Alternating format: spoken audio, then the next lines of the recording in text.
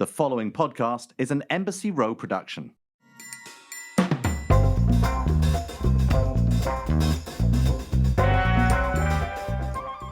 Welcome to another episode of the Shaken and Stirred Show. I'm Nigel Barker in Woodstock, New York, and I'm here with my co-host in not so sunny beach Kent, even in England. Tom, it looks pretty miserable where you are. You actually FaceTimed me today, and it was pretty bleak. I got to say, it looked like quite desperate.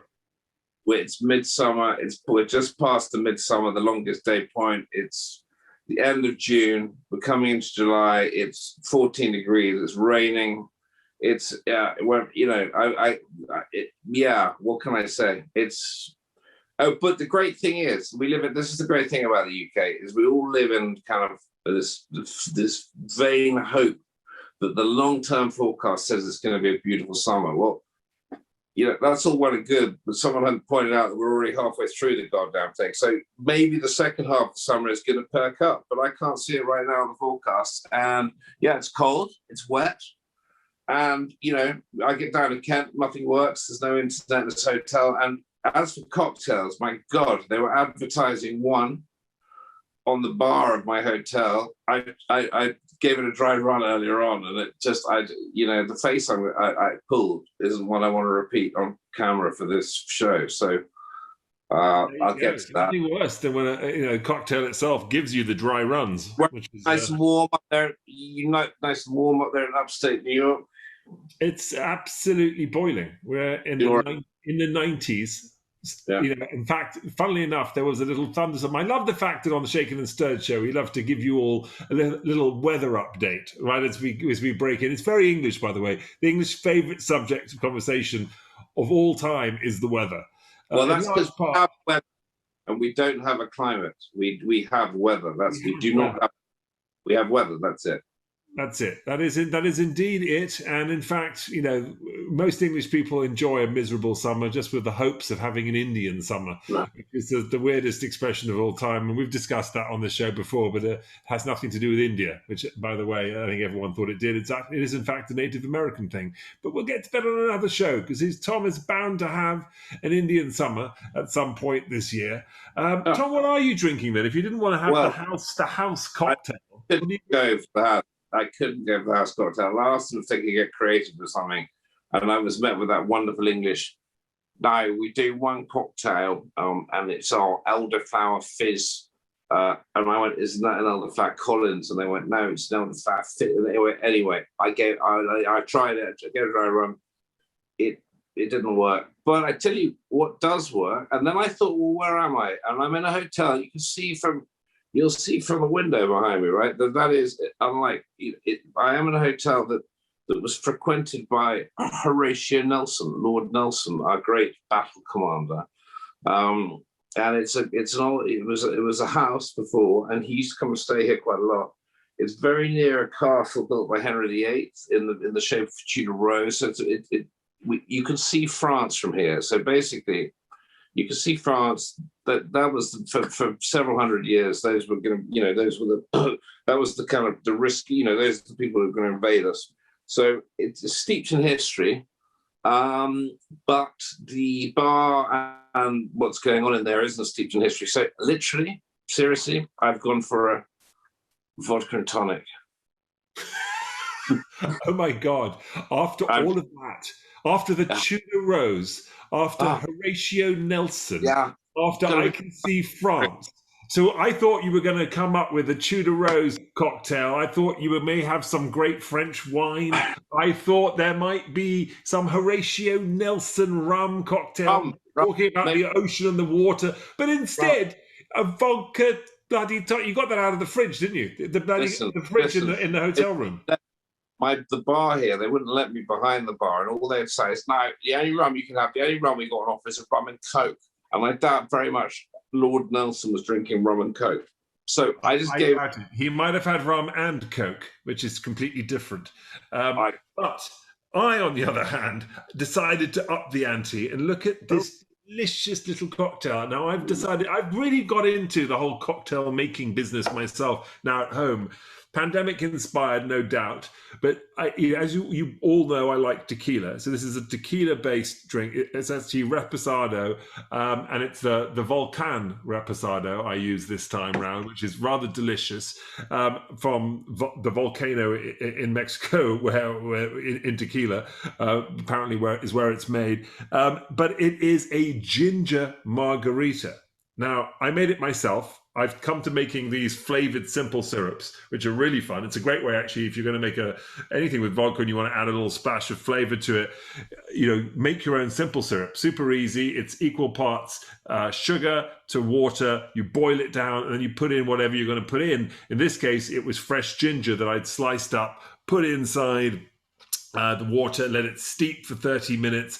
Then you crush it up, and I strained it all, and you freeze it. And so it's really, that really is the essence of the ginger that's in there. Other than that, I use half the amount of Cointreau that I normally would in a regular margarita because I don't want to be too orange. So it's half an ounce of Cointreau, 2 ounces of Reposado from Volcan, and a half an ounce of the simple syrup shaken, and then with another half ounce of freshly squeezed lime juice. And on top of that, look at that brown rim on the thing. That is, in fact, a spicy lime salt sugar rim salt that I bought that smells a bit like a curry. And cheers, by the way. Cheers, my mate, my friend.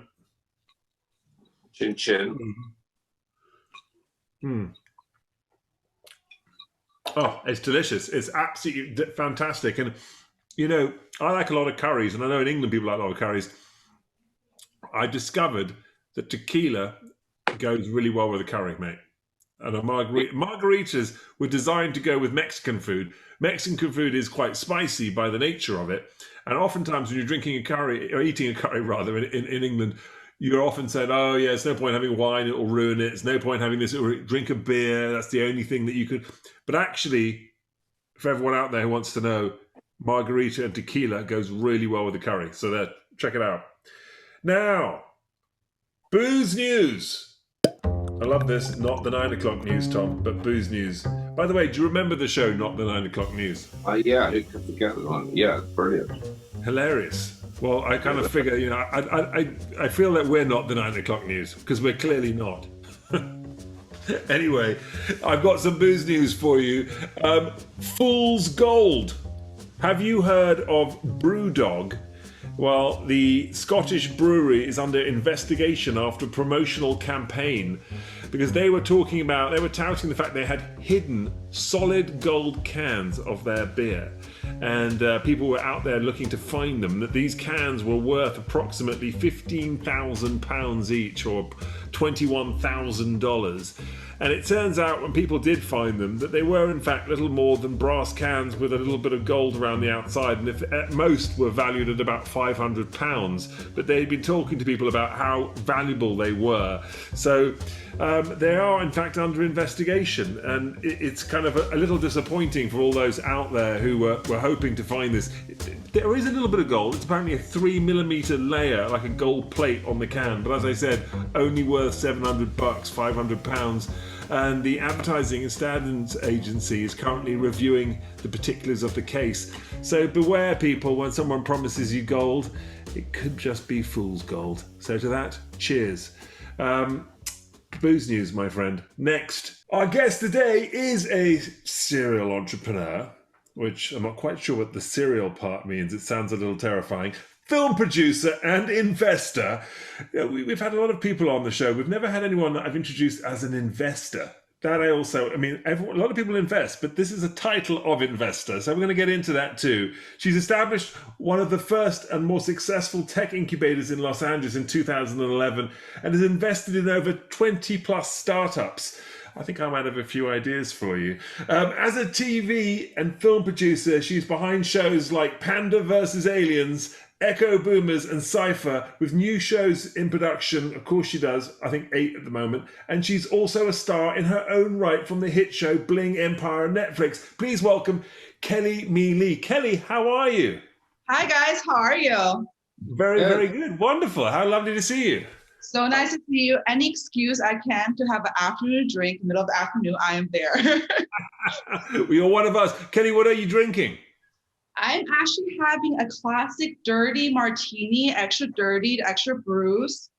Look at that. With a blue cheese stuffed olive. So yeah, that's my drink. That is your drink. When did you first start having the dirty martini? And I like it extra dirty with the blue cheese too. I don't even know what was the first one. I think this has always been my go-to drink.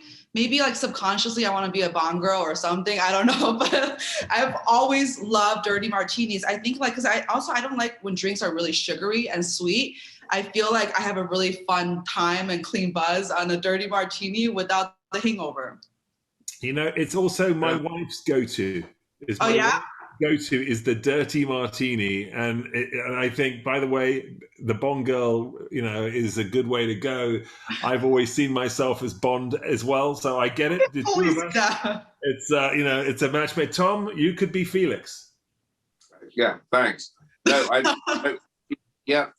could be sitting here, although I'm so jealous of you guys right now. You're in LA in the beautiful, I can see it's beautifully sunny and warm there. Nigel's in 90 degrees in upstate New York.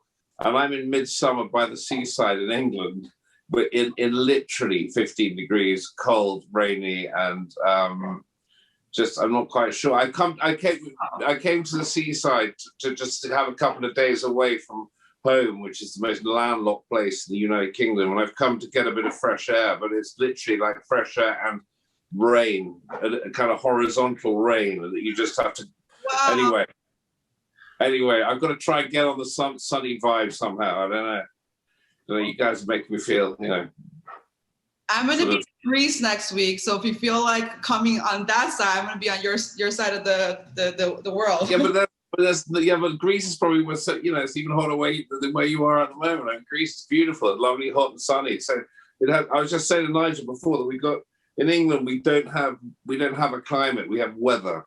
Literally, we do not. You cannot talk about the English climate because we don't have one. We just have weather, and it's either kind of sunny or raining. I mean, literally, I don't know. I'm getting to that point now. I've been locked up for so long now.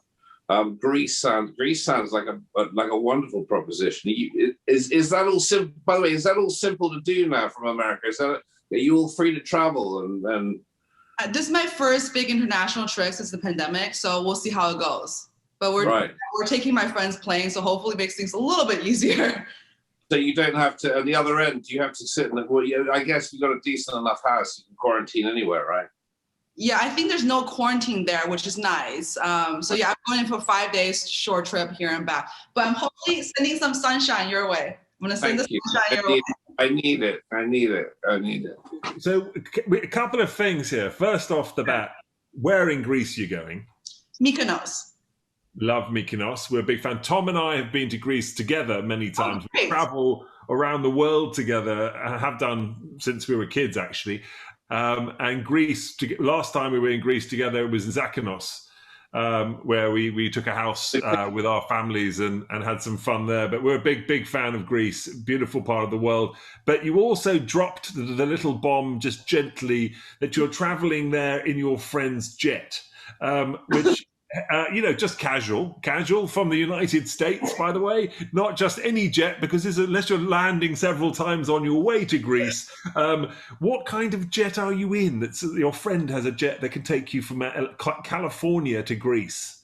Well, actually, it's coming from Canada to pick us up from LA. We're going to make a stopover actually at Linden to pick up some more people, and then we're going to go over there. I think it's like a 747. It's a pretty big one. A 747, everyone, is a jumbo jet. I think it's supposed to fit, it could potentially fit, it's supposed to fit like 150 people, and then they just remodeled it into, there's like different rooms and bedrooms. I don't know. So I've never been on it. It's my first time, so it'll be fun. I clearly have the wrong friends, Tom. Mate, I mean, we need to up the ante, for God's sakes. This is ridiculous. Come join us. Yeah, seriously, Kelly. Kelly, you're my new best friend, by the way. And what are you guys drinking?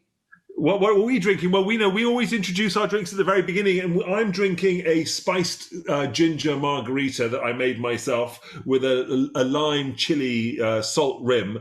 And Tom, very depressingly, is in a hotel room, and all he could muster up is a vodka tonic out of the fridge. No, I went for the hotel cocktail, and I'm in one of these East English seaside hotels where they did have a cocktail offer, and I gave it a dry run earlier or a wet run, and it was so undrinkable that I just settled for a vodka tonic. I'm afraid. Not very interesting. But Tom anyway, is incredibly depressed today. This is him. He's like miserable about his drink. It's in rainy England on the...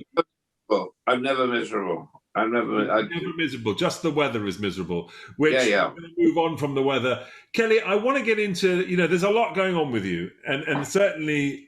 if I look up on all the different things you've certainly done, what have you, there's lots of interviews. People know about your shows and Bling Empire, and you've done various interviews about. But I'd love to find out, and I want to get into that too. But I'd love to we love to get into the sort of the details of the person a little bit too. What makes you tick? And you are somewhat self-made. Are you not? And for your childhood, what did your childhood look like? You grew up in China, correct? Before you came to America, what was life like in China when you were growing up as a kid? And just take us back there so we can kind of imagine what that might have been like. Yeah, so I was born in Kunming, China, which is a smaller town in the southern part of China. It's also called the Spring City because all year round the weather's kind of like LA, where it doesn't really get too hot. It doesn't really snow, but it's a lot more polluted than LA. But growing up in China was, I went to one of those experimental schools where there was 5 of them in the whole China. You start in 6th grade or 6 years old, you start English, Japanese, Chinese, everybody had their own computer. I was very advanced and very, very competitive. There were a lot of rules in the school that, you had to raise your hand a certain way. When you go on field trips, you have to be in 2 lines, hold hands. You never really speak unless you're called on. So moving to my whole family are in the medical field. So I always thought I was going to be a doctor when I grow up. And when I moved to the US, because my mom wanted me to have a better education and more opportunities, she did anti-cancer research at UIC. And worked at 2 other jobs at restaurants and just odd jobs to kind of support the immigrant life. When I first moved out here, I was 9.5 years old, and our first apartment was $250 at this area called Bridgeport, south side of Chicago. I started 4th grade there, and it was a whole newfound freedom that I didn't really know what to do with. Kids were just, like being themselves and very creative, and you can raise your hand however you want. It was definitely, it was a difficult transition, but it was so amazing. And the school I went to, I even though I started, English at a young age, I still didn't really understand it. So learning the new language and learning the new culture. The school I went to was mostly all Hispanic, from 4th grade to about 6th grade, and then 7th grade was mostly all African American, and then 8th grade on was majority Caucasian. So I was kind of mixed all over. Amazing, crazy, unbelievable. There's so many extraordinary stories of, I guess, immigrants moving to America, but some of the most extraordinary ones, which I feel like are untold, are the ones from China to America. As it happens, and my wife is Chinese, right? So she's from the Guangzhou area of China. Yeah.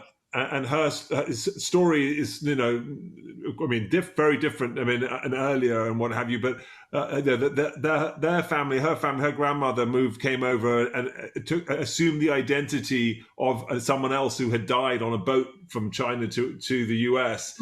And actually, when she took the boat over, something was wrong with her papers. They sent her back to China, and she got back on the boat and went again. It took several months in either direction, and this little girl actually assumed the identity of someone who died and kept that identity her entire life until on her deathbed, and she released it. But there's extraordinary stories of what people have done and how they dealt with it, and certainly coming from countries like China, and obviously, with all that's been going on politically in the world, what with, obviously the pandemic and everything, Asians in America, if not worldwide, have had a lot of issues, have had a lot of problems. Is this something that you've found has affected you yourself personally? Asian hate? Oh my goodness. That's a heavy question. Yeah. It's obviously a topic that's very close to my heart. It's Asian hate crime's always been there, and then discrimination, racism has been going on for a very, very long time. I think in the recent years, since 2020, there was a 1900% increase on Asian hate crimes, and I'm just really happy that mass medias are picking it up, and more people are having conversation about it, because that's really the first step, is awareness and educate. It's a topic I often very vocal about, and I've started also a fund with this organization called Hate as a Virus, and we have $1 million goal, and I think the last time I checked was at almost 900K, so we're almost there. But it's an issue that it's not something we can fix overnight. It's something that we're going to have to continue fighting for. But I really definitely believe that we are going the right direction. But I do feel that there are so many extraordinary stories about Asian Americans and the struggles that they went through getting into this country and creating successful businesses, which they did, that need to be told. For you, what are you looking for when you are looking for new projects to create? Shows to put on? Yeah, that's such a great question. It's been a topic that I kind of been in my mind a lot lately, because when I first started, I didn't grow up in the entertainment industry. I didn't know anybody in the entertainment industry. So when I was first started producing, it was a learning process. It's really kind of testing here and there and figure out what is that eventually I want to do, right? So now I finally feel like, for me, my mission's always, it's been, number one, I love true stories. There's so many amazing true stories out there. Like the one you just told about your wife's grandmom. That was incredible what you just said. And also things that are just, again, Asian representation and telling those stories, diverse cast, behind the camera and in front of camera. Like one of the things, I think about is that we had this, I don't know if you guys seen a movie called 21. It was MIT, the kids were going with Beating Vegas. And that story, I don't know if you guys know, but majority of the kids in real life are Asian. However, when its film was told, it was, the characters all got changed to Caucasian. And that's not just there's many other movies like that, but I think be authentic to your stories. And so that's what I'm really looking for. And then I always love character-driven stories, because the surface, of course, is story. The bottom line, beneath it, the bottom of it is that why the human side, like why did they did the thing they did, or like what's the backstory? I always want to dig deeper. What's the backstory? What motivates somebody to do something they do? Even with villains, you want to, everybody loves a good villain, but you always want to know why, right? So that's what I'm looking for all my future projects. No, and it's fascinating. The whole, obviously I've worked in entertainment my entire life. And although I'm not, say Chinese, my family is from Asia as well, but a different part, Southeast Asia. So I'm from my mother's from Sri Lanka.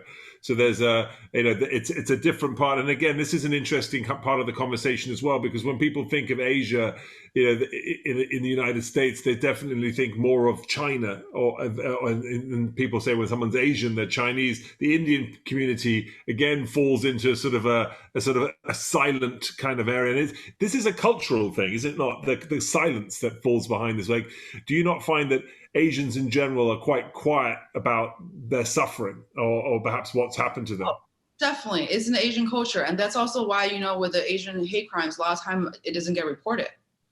Because, in our culture, we tend to like to hide things. I call it hiding your dirty laundry, growing up, it's kind of like you put a front that everything is okay. You don't talk about your problems with even your family members sometimes, because it's kind of, there's a shame to it. And there's kind of a pride that you want to seem like everything's okay.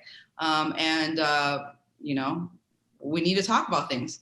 No, for sure. You talk about this a little bit in your own relationships. I know on Bling Empire with your boyfriend and what have you, and he's Latin and you're Chinese and what have you. And it's funny because my family is this sort of mixture of both British and Sri Lankan. My father's English, but it's a very rowdy, sort of like loud, argumentative and public family, and everyone will just scream and shout at the table and what have you. And when I met my wife and my wife's family, they're all Chinese in Alabama, it was the complete opposite. Conversation at the table was the most polite and above. No one would cross anyone, and everybody. And it was the whole time I was thinking, wow, this is fantastic. This is amazing. This is because I wasn't used to it. But my wife, on the other hand, came to my family, and she loved the fact that everyone was very honest with each other and would discuss things and get stuff off their chest. What do you see? Are there positives to being quiet and quiet, and also what are the positives and negatives of both sides of that? Because you're obviously clearly in that sort of relationship yourself. Sorry, wasn't Kelly saying? Didn't you say it earlier on? The difference in schooling when you have to put your hand up in a certain way, and conform and behave, and then you come to America, and then you can express yourself. So you've got the two different sides. It's the same as I think similar to what Nigel was talking about, right? Yeah, absolutely. First of all, ex-relationships. I just want to correct that before we move on. But no, absolutely. I think for me, I prefer a mix of middle, to be honest. For me, I think one of the things, when you don't talk about things, you're not solving them. So in the Asian culture, I have never seen my family, my parents fight. But everything gets swept under the rug. No issues ever talked about. Resentments are building up, misunderstandings start building up, and that's not good. As humans, we have to communicate our feelings and our emotions, and that was one thing I had a really hard time growing up. I never learned that. As easy as how to express your feelings and putting into words, I never learned that skill because we didn't talk about it. So, as an adult and getting into this relationship, I tend to be kind of closed off because I didn't know how to properly communicate. But at the same time, the other hand is that when people are communicating in a crazy way and not be able to, I guess, process their emotions first and then speak, so you can speak it in a term that the other person understands. I think, with my last relationship, a lot of it was very explosive, where he feels something and he just explodes. And I'm having a hard time absorbing what he's trying to communicate. So I think there's a way to do it where you can kind of, I guess, organize your feelings and be able to communicate in a very mature way. It's a lot easier said than done, of course. Talking about family and talking about all of this sort of stuff and personalization, you're on a show, right? So you've got this show, Bling Empire, but you're putting it all out there. Mm-hmm. It's a completely different thing for you. You've produced shows, you've been an entrepreneur, you're sort of a businesswoman. Most of that kind of stuff doesn't lead yourself to being on the other side of the camera. We've got a thing in common here. I'm a fashion photographer, have been for years, but I was obviously the face of a show along with a few others called America's Next Top Model for years. And it is unusual, but except I was on that side of things where I was protected because I was like a judge. So I could control, but you're much more the face of. You're like the being right in that. What was that like for you? What was that exposure like? I mean, tell us. Obviously, eventually, I know where it got to, but what was it like when you first did it? Was it very uncomfortable?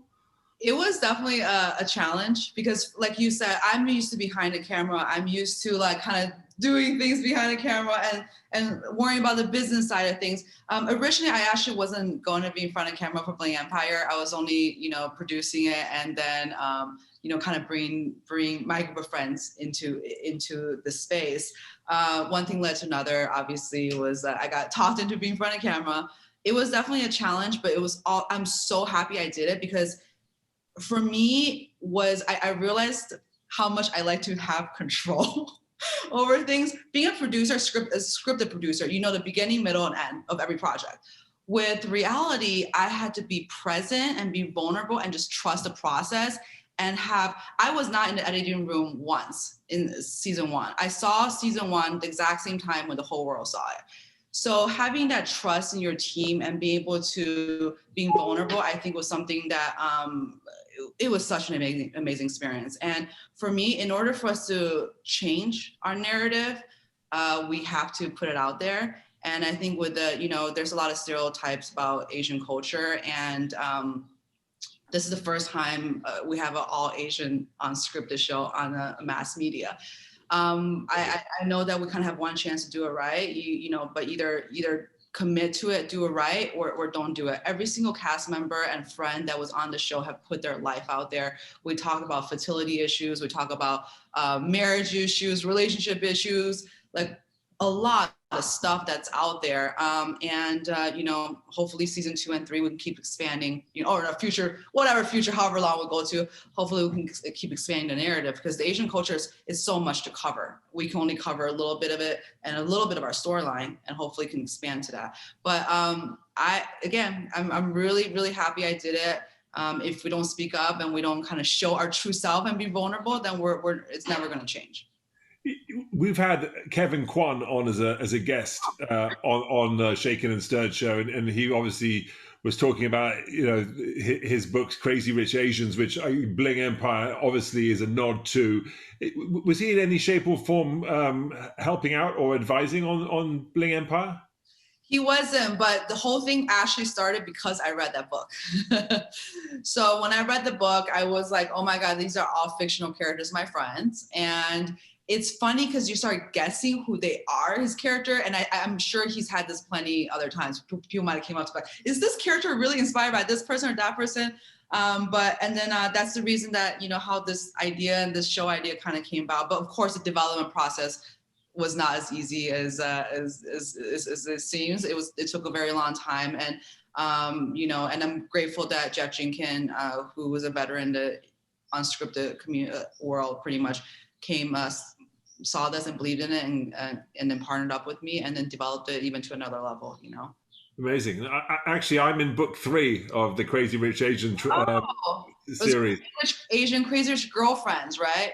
Exactly. So I'm actually playing myself. So he actually interviewed me, and then does a big photo shoot with some of the cast members, and they come, and I'm flown to China, and we do some big crazy photo shoot. So I said to him, you know, I've got to make a cameo. If you actually ever make it to movie number 3, I want to be in it. And he said, no worries. So kind of fun stuff there. But you know, yeah, look, I think it's definitely a moment for Asians on, you know, in media in general, and you know, I've joked about how few people there are in general from anywhere in Asia on television. Forget about just Chinese. It's like if you look on TV or in movies, the amount of heroes or the amount of, you know, just cast members who are Asian, you know, it's incredible. You know, there's so few. It's, you know, I mean, when it comes to people from India, you know, I used to joke like Sanjay Gupta on CNN, and there's like, you know, I was on Top Model, but no one even knew I was Indian, you know, so that was like a hidden thing because my name doesn't sound it. You know, so there were, and there's like 2 others, you know, so it's unknown. Why is that, do you think? Why is it that people from that part of the world tend to not be in media? Is it a choice physically? Are actors out there who are Asian, you know, are they trying to? Because when you look at the fashion industry with the modeling industry, it is a cultural thing again for families and for people not to enter that profession, period. Well, you are right. Asians are so underrepresented in mass media. You know, the problem, I think there's many reasons for it. One of the things I think, you know, Hollywood, we have to look at Hollywood. Hollywood's still a business, right? And we need shows like Bling Empire, movies like Crazy Rich Asian that shows Hollywood Asians can make money, and the Asian audience are going to support it, and having that community. I remember when Crazy Rich Asian came out, you know, the Asian communities were buying out theaters just to support us, you know. And I think that's one of the reasons. Number 2 is that we're there was a lot of lack in Asian writers in writers' room. And so when we don't have a voice, quote unquote, in the writers' room, because when the script is the map, right? That's this first stage. And the roles that were available for Asians for a very long period of time, and, you know, for men is kung fu, is nerds, and for Asian women, it's all very sexualized. You look at Rush Hours, you know, with the Asian parlors. But now that I think there are more and more representation, there are a lot of very talented Asian talents out there, again, in front of camera and back to camera. And we just need to create more opportunities for them.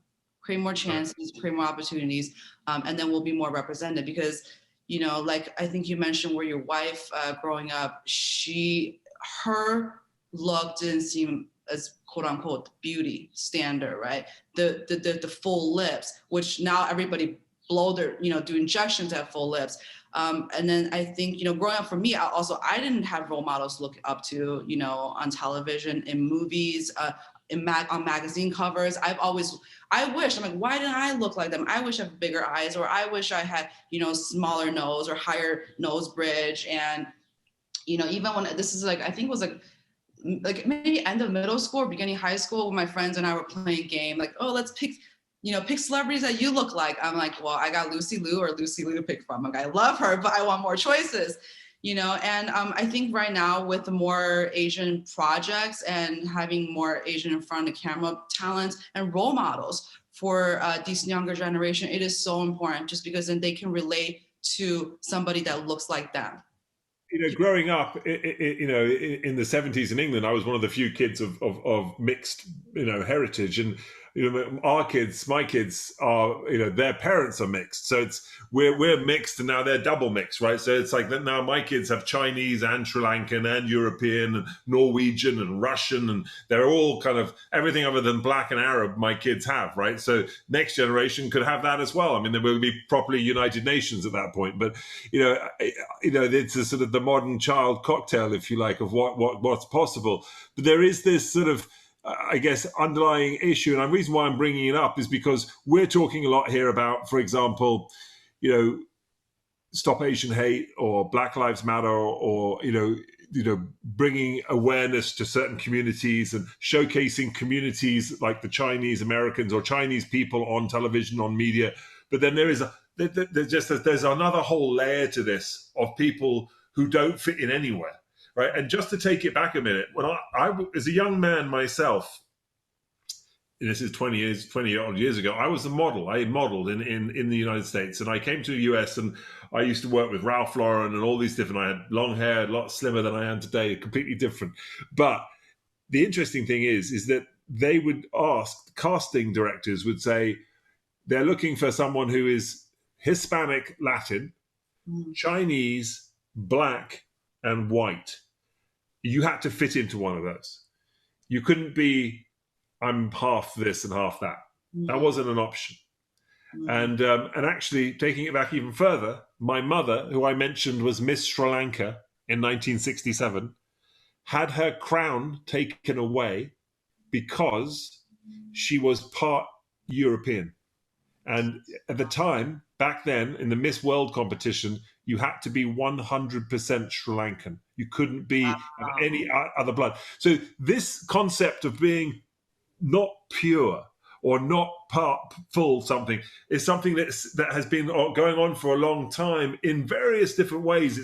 It seeps into things, but it's just another conversation in this conversation of color and of race and of issues that people grow up with that is again not spoken of. And we were talking about how Asian hate, the conversation seems to be somewhat new publicly, but has been simmering underneath for 100+ years, if not longer. But there's other issues as well amongst all of this, where both sides are, I felt as growing up as a kid that both the Sri Lankan community didn't accept us because my mother had married an Englishman, and then the English community didn't accept us because my father had married a Sri Lankan woman. And we were the sort of offspring left in the middle that didn't have any friends because neither side would talk to you, right? So there's, and a lot of this conversation when we talk about this sort of stuff, to your point, we're all human underneath.